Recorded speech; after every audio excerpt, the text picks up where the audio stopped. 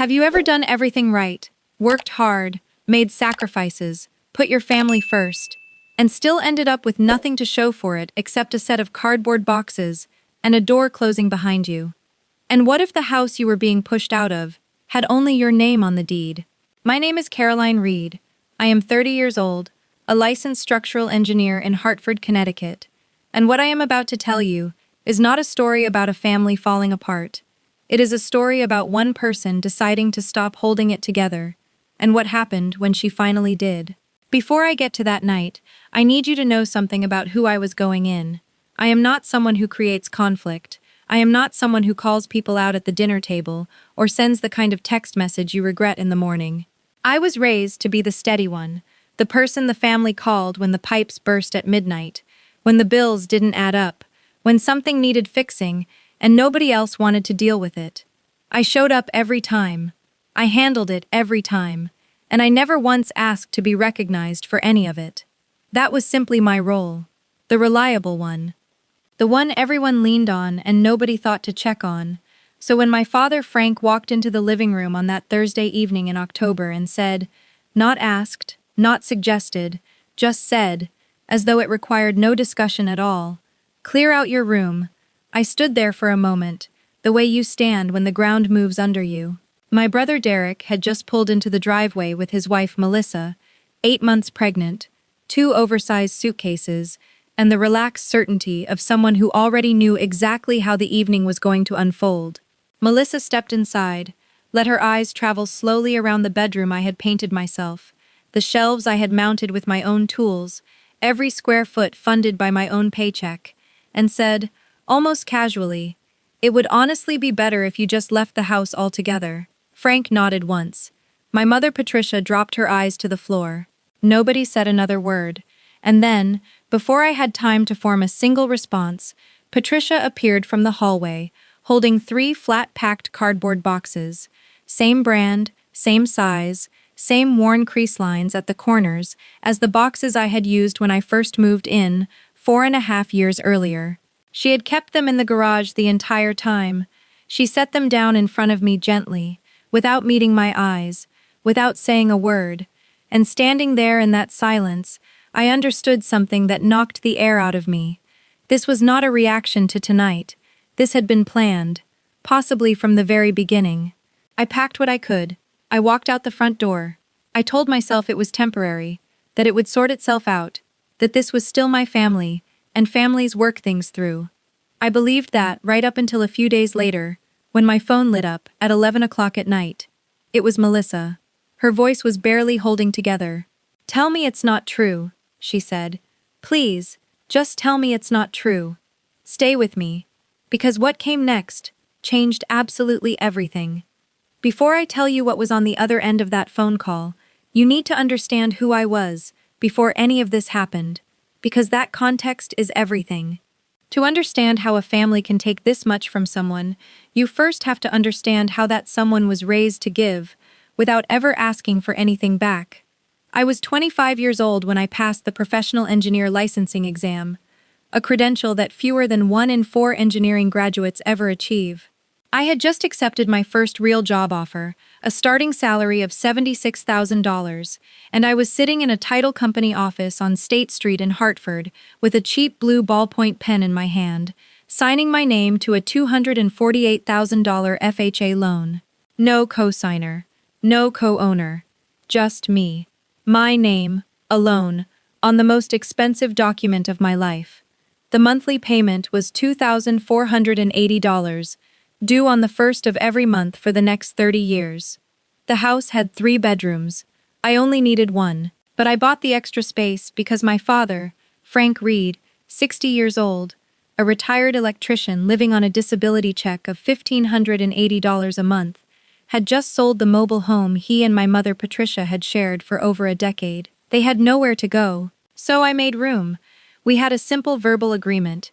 They would contribute toward utilities and household expenses. Over the next 4.5 years, they paid exactly nothing. To understand why I accepted that without confrontation, you have to understand how the Reed family worked. My father had one belief that shaped everything under that roof. Sons carry the family name, daughters carry everything else. My brother Derek was 35 years old, sold used cars at Summit Auto Group, and had taken 3 attempts to finish a community college degree he eventually scraped through with a D in statistics.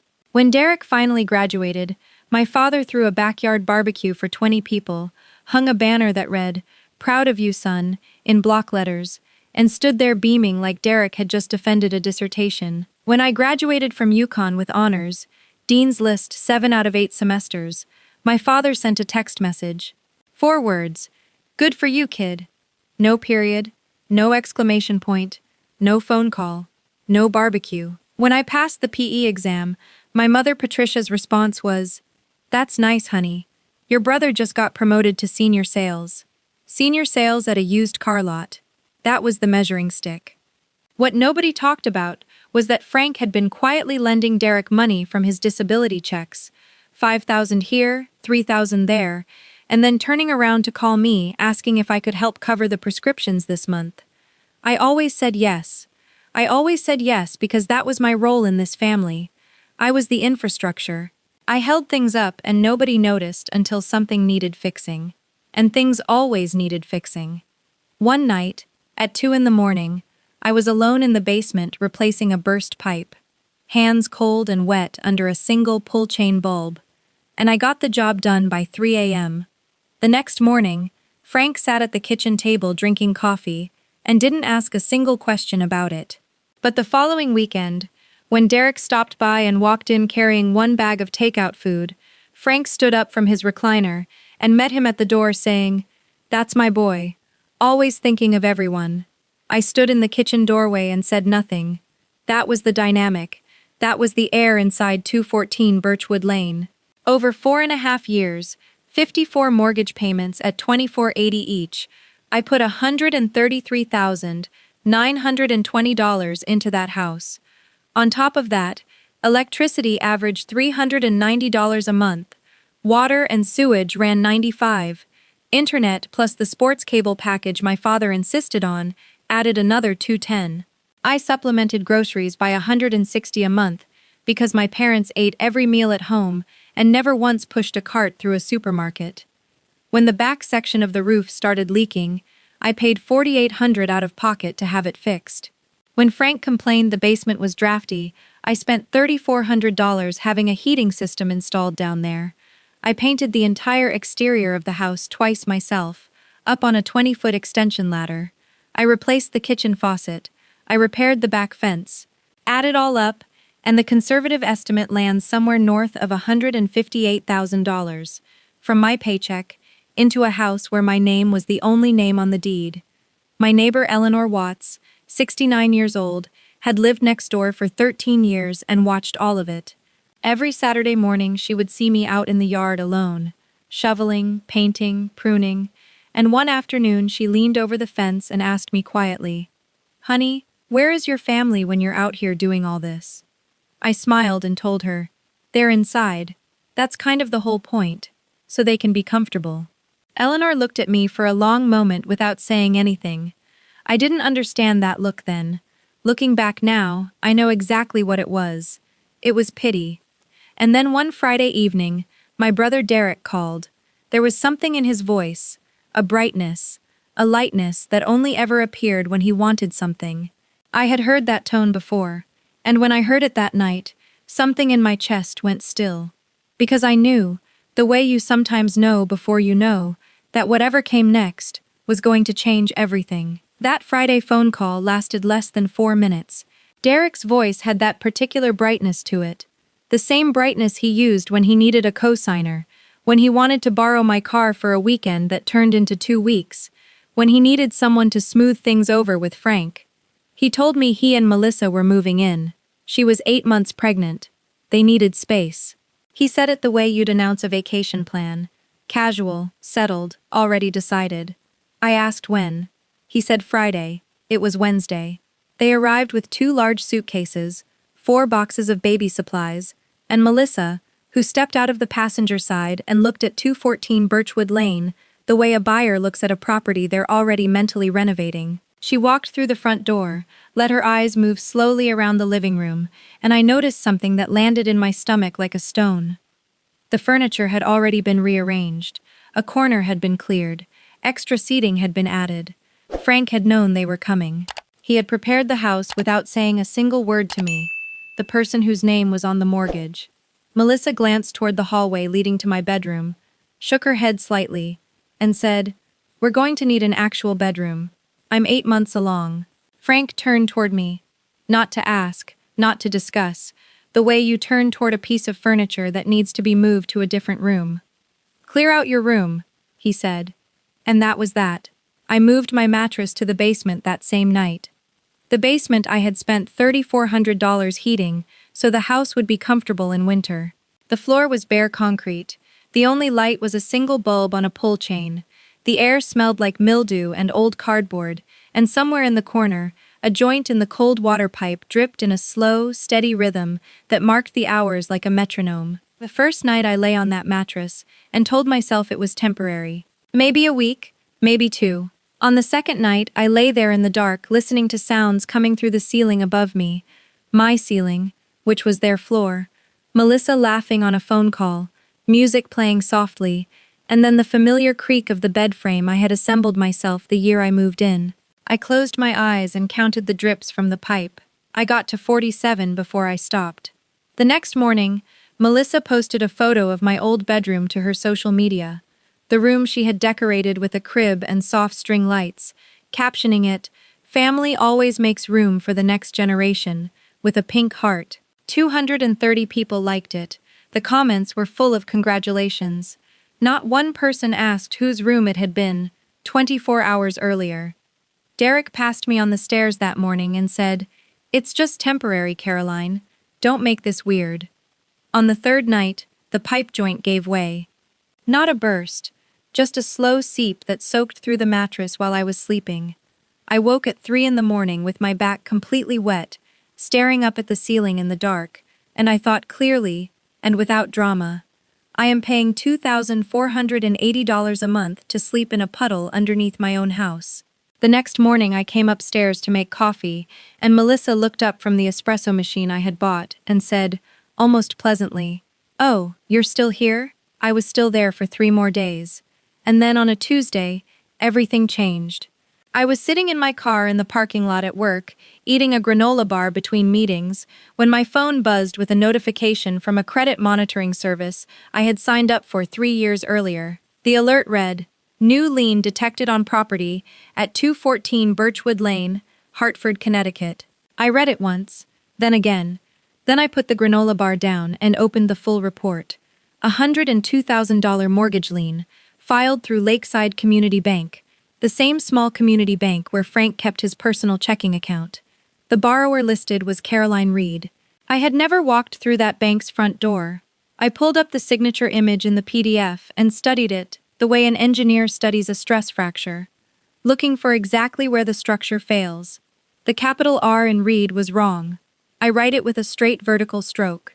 This one curved to the right.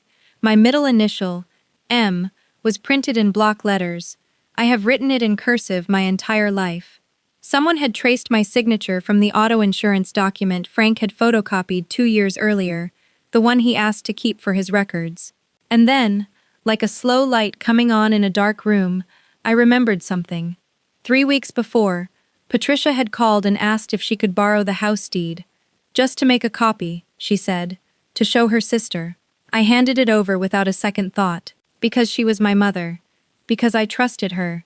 Sitting in that parking lot with my hands on the steering wheel, I called the bank. The manager confirmed the loan had been processed by someone who identified themselves as a family member of the property owner. The witness signature on the application belonged to Patricia Reed, written in the same purple ink pen she had used for 20 years, on everything from grocery lists to birthday cards. My hands were shaking, but not from fear. I want to be precise about that. It was not fear. It was the specific, clarifying anger of someone who realizes they handed another person the key to their own front door, and that person used it to walk right in and take everything. That night I drove to a Dunkin' Donuts on the main road and sat in a corner booth until 1 in the morning with a black coffee that went cold an hour in. I pulled a paper napkin flat on the table and drew a line down the middle. On the left side, I wrote what I stood to lose if I fought back. My relationship with my parents. Christmas at Aunt Margaret's. The narrative Frank would build about a daughter trying to put a pregnant woman on the street. On the right side, I wrote what I stood to lose if I did nothing. $102,000 in fraudulent debt attached to my name, a credit score of 758 that I had spent nearly a decade building, the ability to refinance, to borrow, to function as a financially independent adult, and the absolute certainty that if I stayed quiet, they would do it again. People who steal once and face no consequences don't stop. They get bolder. I looked at both columns for a long time. Then I rolled the napkin into a ball and dropped it in the empty cup. The decision had already been made the moment I saw that forged signature. The napkin was just how I confirmed it. The morning after that Dunkin' Donuts booth, I made one phone call. Her name was Sandra Holt, 19 years of real estate litigation experience in Hartford, the kind of attorney whose office smells like case files and quiet confidence. I told her everything. She listened for 7 full minutes without interrupting once. When I finished, she said, "Caroline, what your father did is forgery. What your mother did makes her an accessory. What Derek did with that money is fraud. And here is what you are going to do. You are not going to say a single word to any of them until we have every document locked down." For the first time in weeks, I felt something solid under my feet. Sandra requested the full loan file from Lakeside Community Bank under my rights as the property owner, and the bank complied. 2 days later, we spread every page across her conference table, like evidence at a crime scene, because that is exactly what it was. $41,000 had been wired directly to Derek's credit card account, wiping his entire balance clean in one transfer. $24,000 went to Summit Auto Group as a down payment on a vehicle. Patricia had made 4 separate cash withdrawals, totaling $16,000. And $21,000 was sitting untouched in Frank's personal savings account, a private retirement cushion built on his daughter's name. Sandra turned to the final page of the file and looked at me over the top of her reading glasses. The loan officer who processed the application, a man named James Fowler, had skipped every standard identity verification requirement. No in-person confirmation, no video call, no signature cross-check. Because, according to the internal notes, Frank had been a loyal customer for 8 years and regularly brought donuts to the teller window on Friday mornings. Sandra set the page down and said, "Your father bought the bank's trust with pastries and used it to take $102,000 from his own daughter." I did not say anything. There was nothing to say that the documents hadn't already said better. On day 12, I signed a lease on a 920-square-foot studio apartment, 8 minutes from Birchwood Lane, $11.50 a month. Quiet, clean, and mine in a way no space had felt in 4.5 years. I packed my entire life into boxes in under 2 hours. Clothes, laptop, my PE license in its frame, the small toolbox I had used to fix everything from the kitchen faucet to the back fence, and a photograph of my grandmother that I kept on my nightstand. Before I left, I stood in the doorway of 214 Birchwood Lane and looked at it one last time. The red maple in the front yard had gone full autumn, leaves scattered across the walkway, in deep copper and rust. The same walkway I had shoveled and swept alone every season for 4.5 years. Nobody had swept it since I stopped. I placed a white envelope on the kitchen table. Inside was a certified copy of the deed of trust with my name highlighted, and a single handwritten note that read, "This house is mine. The mortgage is mine. Everything is about to change." I drove away at 6:15 in the evening and did not look back. Frank found the envelope at 7. He read it, tore it in half, and told Patricia, "She's bluffing." He thought he had won. What he didn't know was that the original deed was locked in a safe deposit box at my bank, along with every certified document Sandra had assembled. He had torn up a photocopy and called it a victory. The week that followed was something to witness. Melissa posted a video story from the living room. Finally, a house that feels like home. 190 views, warm comments, nobody asking whose home it had been 72 hours earlier. Derek mowed the lawn for what I am fairly certain was the first time in his life, and posted a selfie with the caption, "Dad duty starts early." Frank called his brother Ray, his sister Margaret, his 83-year-old mother Grace, in her assisted living facility, and every cousin within reach, and delivered the same version of events to each of them. Caroline wanted her own space. Very independent girl. So proud of her.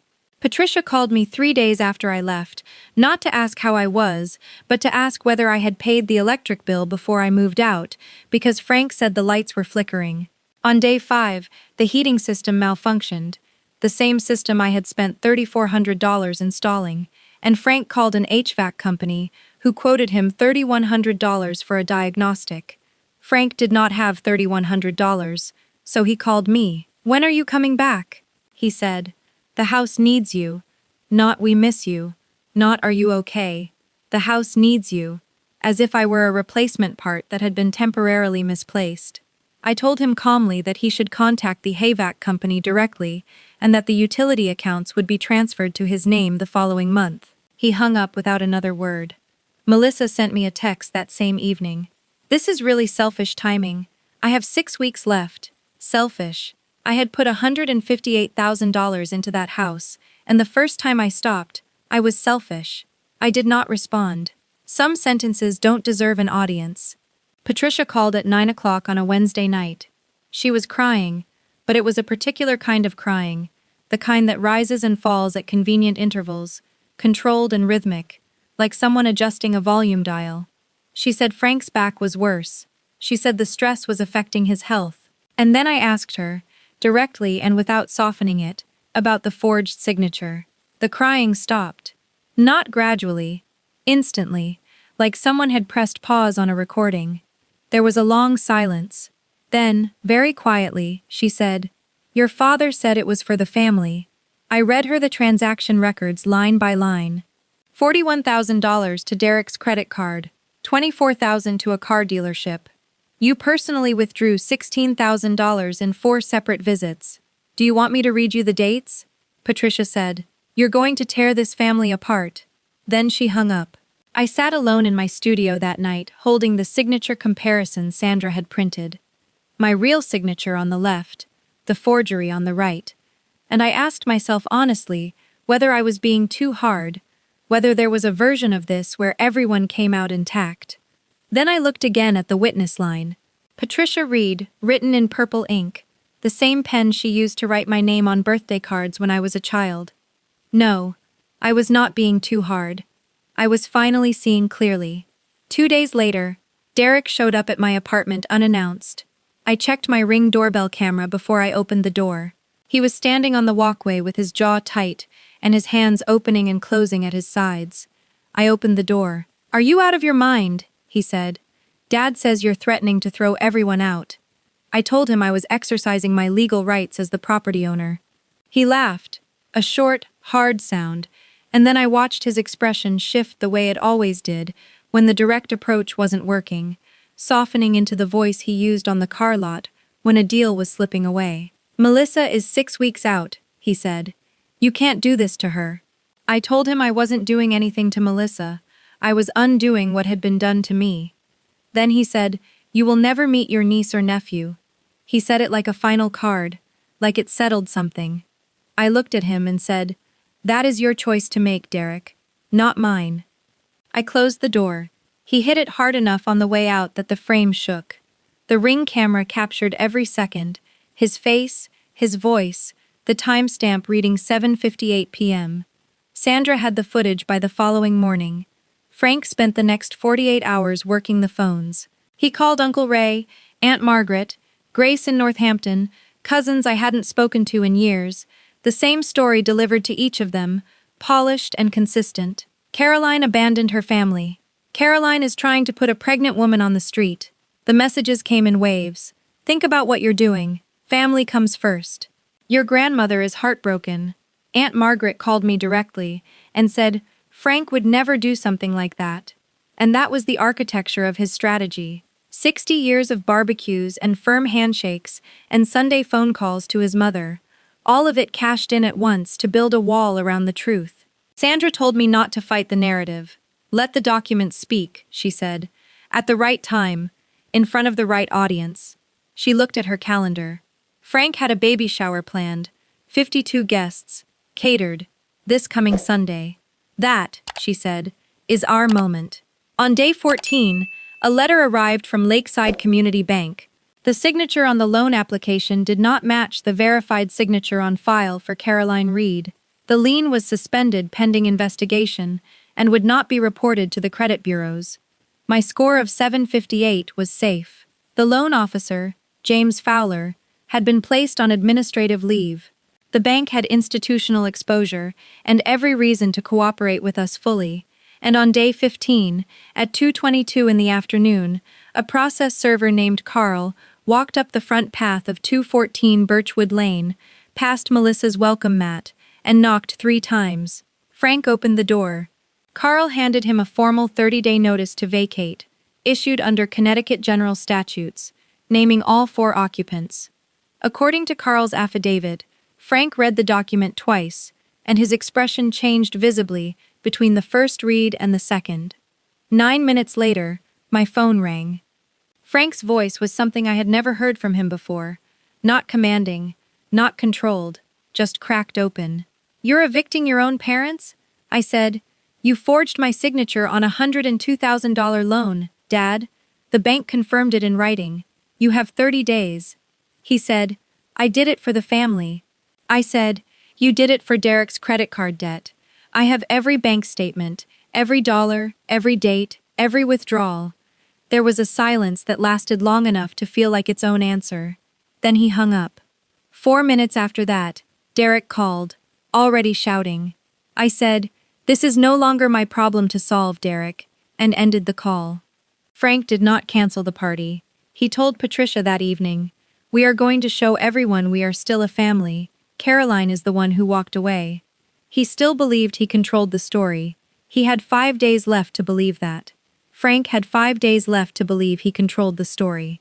He used every one of them. Sunday arrived clear and cool, and by 1 in the afternoon the backyard of 214 Birchwood Lane had been transformed. White tablecloths, yellow and white balloons, a lemon cake Patricia had been baking since 6 in the morning, and 52 chairs arranged beneath the red maple. Melissa sat at the head of the main table in a mint green maternity dress, one hand on her stomach, receiving guests like someone presiding over something that belonged to her. Frank raised a plastic cup of lemonade. The Reed family is growing. This house has always been about family. 52 people applauded. In the far corner of the yard, Eleanor Watts stood alone, with a glass of lemonade, and the expression of someone who had come to watch, not celebrate. I parked 2 houses down at 215. Gray blazer, black slacks, white blouse, the same outfit I wore to project reviews. Manila folder under my arm. I walked up the path and Frank saw me first. His face moved through 3 expressions in under 2 seconds. Surprise, irritation, then something I had never seen on him before, something close to fear. He grabbed my arm above the elbow. "Don't do this here," he said. From the corner of the yard, Eleanor's voice came out clear and steady. "Frank, take your hand off that girl." He let go. Every head turned. I stepped up onto the porch, 3 steps above the yard, visible to everyone, and I did not raise my voice. I didn't need to. "Most of you were told I moved out because I wanted my own space," I said. "That is not what happened." I held up the signature comparison, my real signature on the left, the forgery on the right. I held up the bank's letter confirming the loan had been suspended. Then I read the transaction summary out loud. $41,000 to Derek's credit card, $24,000 to a car dealership, $16,000 in cash withdrawn by Patricia, $21,000 still sitting in Frank's savings account at that very moment. The yard went completely silent. Not polite silence, the airless silence of 52 people realizing they had been standing inside someone else's lie. Melissa rose slowly from her chair, one hand on the armrest, one hand on her stomach, and looked at Derek the way you look at a stranger wearing your husband's face. "Tell me that isn't true," she said. Derek stared at the ground. "It's complicated, Mel." Her voice broke across the yard like something shattering. "You told me it was a bonus. You looked straight at me and said it was a bonus, Derek. $41,000. Uncle Ray walked to the center of the yard, without anyone asking him to, and stood directly in front of Frank. "You forged your daughter's name on a loan application. That is not a family matter. That is a crime," Frank said. "Ray, you don't have the full picture." Ray said, "I have enough," picked up his jacket, and walked out. Frank's 83-year-old mother, Grace, looked at her son from her lawn chair with the stillness of someone whose verdict was already final. "Frank," she said quietly, "I did not raise you to be a thief." He told her to sit down. She didn't look away. Aunt Margaret placed her gift back in her bag and left without a word. No anger, no drama, just gone. Frank sat down in a folding chair in the middle of his own party, in front of 52 people, and said nothing more. Melissa went inside. The screen door closed hard. One by one, guests gathered their things. No one took cake. No one said congratulations. I sat in my car afterward and waited to feel something clean. What I felt instead was hollow, like pulling a tooth that needed to come out, and nothing about it felt good. Uncle Ray stopped beside my window on his way out. "I believed your father without asking questions," he said. "I shouldn't have." He nodded once and drove away. The weeks that followed unraveled the way a structure does when the load-bearing wall is removed. Melissa moved to Providence. Derek called 17 times the first day. She answered none of them. By day 4, her relationship status online had gone from married to simply blank, and that silence said everything. Frank canceled his poker night for the first time in 12 years. Grace didn't answer his calls for 3 days. Eleanor Watts, when neighbors asked what had happened, gave them one sentence. "I watched that young woman build that home with her own hands. Ask Frank what he built." On day 30, the eviction was final. Frank called me, voice flat and emptied out. "Where are we supposed to go?" I had already found 2 apartments on Elm Street, $1,200 and $1,400 a month. His disability income covered it. Patricia could find part-time work. There was a long silence. Then Frank said one word, "Okay." It was the smallest thing he had ever said to me. It was also the heaviest. On day 33 they moved out. Frank said nothing when he locked the front door for the last time. Patricia turned at the bottom of the porch steps, looked at the house, then looked at me, and gave one slow, small nod. Then she got in the truck. Sometimes a nod is enough. The legal outcome was final. The $102,000 loan was voided. The lien was removed.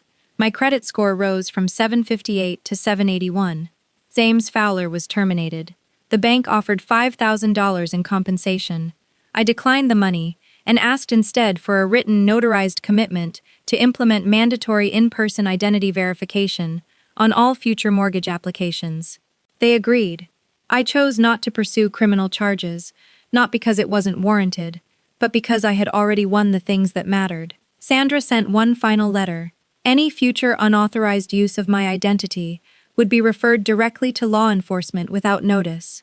Frank read it twice, folded it, and put it in a drawer. He never mentioned it again. 2 months later, I wrote an email to all 3 of them. It took 4 hours. Not because the words were hard to find, but because every sentence needed to be a wall with a door in it. No financial support. Contact welcome, but without guilt, without demands, without any mention of the house or the loan. Violate that, and communication stops for 90 days. No exceptions. And if trust was rebuilt through consistent action over time, not promises, I was open to a relationship on entirely different terms. Frank never responded. Patricia wrote back in 2 days. "I understand. I'm sorry, Caroline. I truly am." Derek replied 2 weeks later with 4 words. "I get it." I looked at those 4 words for a long time and decided it didn't matter whether they came from growth or exhaustion. When I finished that email, I felt something I hadn't felt in years, like I was being exactly enough. 3 months after the party, Melissa gave birth to a girl, Lily Grace, 7 pounds 2 ounces, in Providence. Derek was not in the delivery room. Melissa sent me a photo the next morning. A tiny face in a white blanket, one small fist curled against her cheek, and a message that said she had told me terrible things in a house that was never hers to claim, that she had chosen to believe a story because it was easier than asking questions, and that if I ever wanted to meet Lily, the door was open. No pressure, no timeline, I read it twice, and for the first time since the night I walked out of 214 Birchwood Lane, I cried. Not from sadness or anger, from the specific relief of something that had been clenched in your chest for a very long time, finally letting go. 6 months after the party, I turned the key in the front door of 214 Birchwood Lane with my own hand. I repainted every room, slate blue in the bedroom, warm white in the kitchen, not to erase anything, but because I had earned the right to choose. The basement got a proper floor, vapor barrier, and recessed lighting. I was never looking at bare concrete down there again. Eleanor Watts brought a potted lavender plant, set it on the porch railing, squeezed my hand, and said, "Welcome home, honey, for real this time." I was promoted to senior structural engineer at $112,000 a year. I started writing. Not reports, but the kind of words that tell the truth about things people don't usually say out loud. My first post, The Basement Test, How I Knew It Was Time to Leave, was shared 4,400 times in its first month. A publisher in Boston reached out. I signed a contract for a book called The Deed Is My Name. Frank calls once a month now. The calls are short and he never asks for anything. The absence of the asking is the progress. I met Lily at the coffee shop on Main Street when she was 3 months old. Derek placed her in my arms and didn't say a word. I looked down at her and thought, I did not lose a family.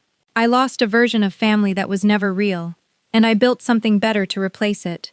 The house is quiet now, but it is a different kind of quiet. It is not the silence of someone being ignored. It is the quiet of someone who is finally, completely in control of their own home. I am telling you this not because I am still angry. I am not. I am telling you because someone listening right now is lying in their own basement, paying for a house they are not allowed to live in, wondering whether they are the problem. You are not the problem. You have never been the problem.